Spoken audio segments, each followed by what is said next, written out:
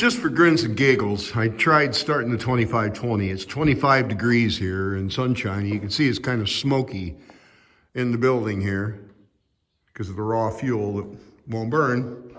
So anyway, I have to get a new tank heater on this. This one is burnt out. I thought about installing a block heater. They're a little bit more money, and I already have everything here to hook this one up, so I think I'm just going to replace it. And I got a little bit of a fuel leak. The mechanic that I deal with all the time, he's a really good mechanic. He says this is cold weather slobber on these. So if you 20 series John Deere owners are familiar with this, you know what I'm talking about. Anyway, next thing is, haven't started this other 1958 520 since last summer. I think it started a couple times in the fall. Has not been started all winter. And I've had the battery maintainer on it. I know the battery's up. It's got some old gas in it. Gas has been in there a couple of years. So let's give this a whirl and see what happens. Set the throttle, pull the choke, turn the switch on, and step on the foot starter pedal.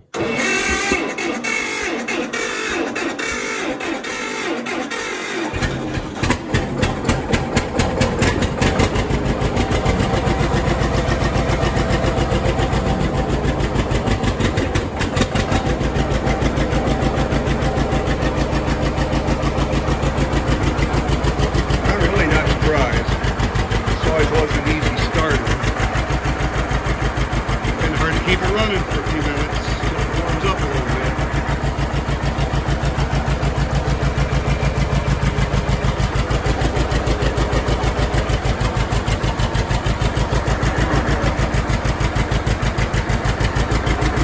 Come on, Vic.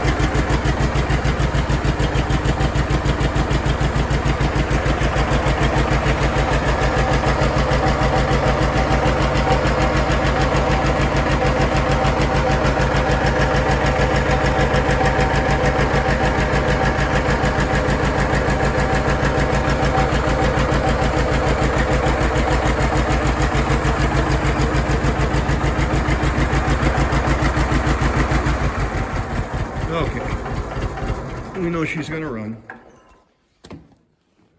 Dependable old gals.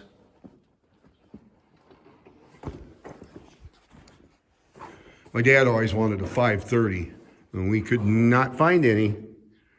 I guess we found a couple on sales, but they went for way more than what my dad was willing to pay for them. We used them as tractors, not as collector items or anything. So anyway, the old 2520 ain't gonna get her started without throwing some heat to it, or wait for it to warm up a little bit. It's gonna be warmer throughout this week. It gets up into the upper 30s, I'm gonna give her another whirl. I'd like to get it running. I don't like to have it just sit here and not run for months on end. So if I have to, if I get too bored with it, I'll bring my heater. I have a little LP space heater, well, I should say propane, and throw some heat to it for a little bit. She'll fire right up. It's a good starter too. It, like most diesels, does not like cold weather. You know what? I don't either. So anyway, we're not going to get 2520 running today.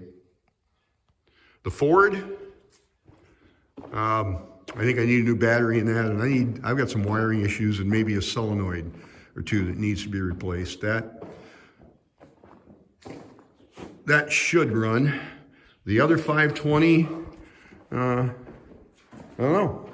I can't get to it right now. I'm throwing the Charger on my pickup. It's been sitting all winter. I don't drive it. This is was my dad's. It's a 2005. It just rolled over 40,000 miles. And it's fully loaded, except it does not have leather seats. Well, it's really good interior on it. And I will not drive this thing on the treatment on the roads. It can sit here in the dust in the shed, collect dust till the roads get better. Then I'll drive it some. But with 40,000 miles on it in this kind of shape, my '01 Chevy the body just started leaving that. I used to wash this on an automatic car wash all the time. And a deer ran into me and he didn't have insurance, so it was a hit and run. But look at the rocker panels underneath, holes clear through it, rusted clear away back here, starting in on the cab corners too. I don't see anything on the box as yet, but I will be. And another deer, a big monster buck, ran out in front of me. I hit him with this corner. It busted the light assembly, rolled him right over, and he hit here on the other side, landed on his feet, took off back running right where he just came from. Again, pretty sure he didn't have insurance, so hit and run. We got to start cracking down on these deer, making them carry their insurance too. They got to pull their weight here. But even my bumper, that's a fairly new bumper. I had that replaced several years ago. The milk transfer tank got away from somebody and ran into it, and it tweaked it a little bit, so insurance got me a new one. I think with some steel wool and maybe some turtle wax chrome polish, that'll come right out of that. We'll see. That looks like surface rust. So anyway, Barb and I are going to take off and go get a couple bales of hay, big bales for the horses, and then it's date day for us. So later, YouTube. And the dead have come back to life.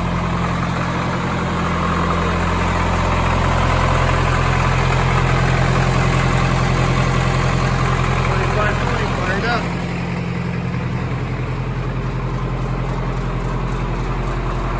Yeah, girl. I knew you had it in you. Hasn't been real all winter because it's so cold. We haven't had a lot of snow. This is what I plow snow with because of the heated cab. Boy, that's nice on those frigid days. The wind's blowing 40 miles an hour. Awesome. Got a nice West North loader on it. Pretty happy with that. So anyway, 2520 is back to life.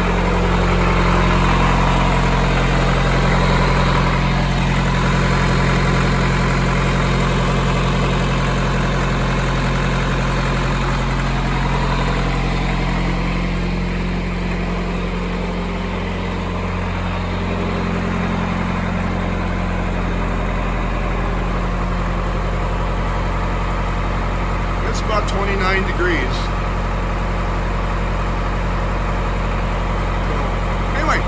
Glad she's running. For my buddy Logger John, Barb and I went to a state park right off the Mississippi River today, and they are cutting all the ash trees in the state park. They're logging them off. I'm not sure what they're going to do with the logs. I don't know what kind of controls we've got here on that, but they're cutting them all, and you're not going to be able to see in the video. Well, maybe you can a little bit, but you can see the damage coming into the bark. You know,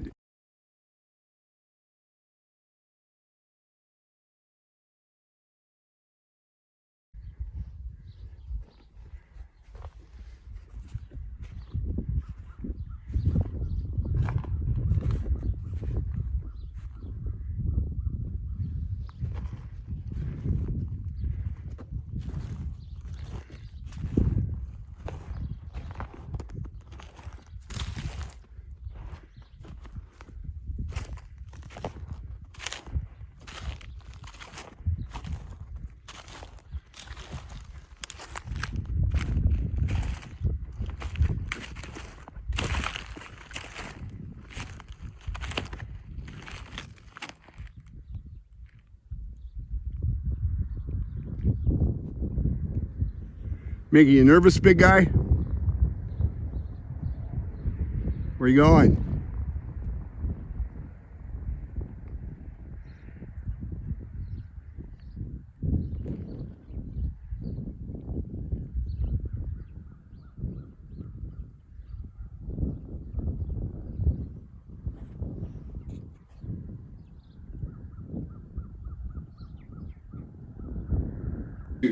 Sorry for this video. This is kind of a collage of a bunch of stuff I just wanted to get put out. I got a surprise in the mail the other day. I got a letter from England, of all places. And I really wasn't expecting this. Honestly, I wasn't. There is a YouTube channel out here. It's called Garden Tractor Boy. Joseph, young man, it's his channel. Him and his father deal with a lot of Boland's garden tractors. Joseph and I have been going back and forth, and he sent me these stickers. Let me get a little closer to the camera so I can show what they look like. Garden Tractor Boy. Garden Tractor Boy.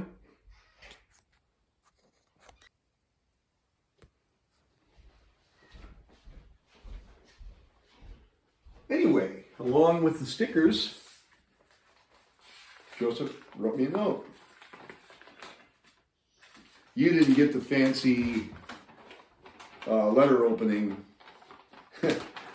Joseph, that some of my friends get. I didn't want to break my George Washington axe, and chainsaw gas is getting expensive, and I don't want to deplete my ammunition supply. So I just opened this the old-fashioned way. Anyway, it says, Dear Gary, thank you so much for supporting my channel. I really enjoy watching your videos, and I always look forward to seeing your projects. Best wishes, Joseph and Dad, Ian. Well, it's good to hear from you guys. And thank you so much, Joseph. Very nice. First class.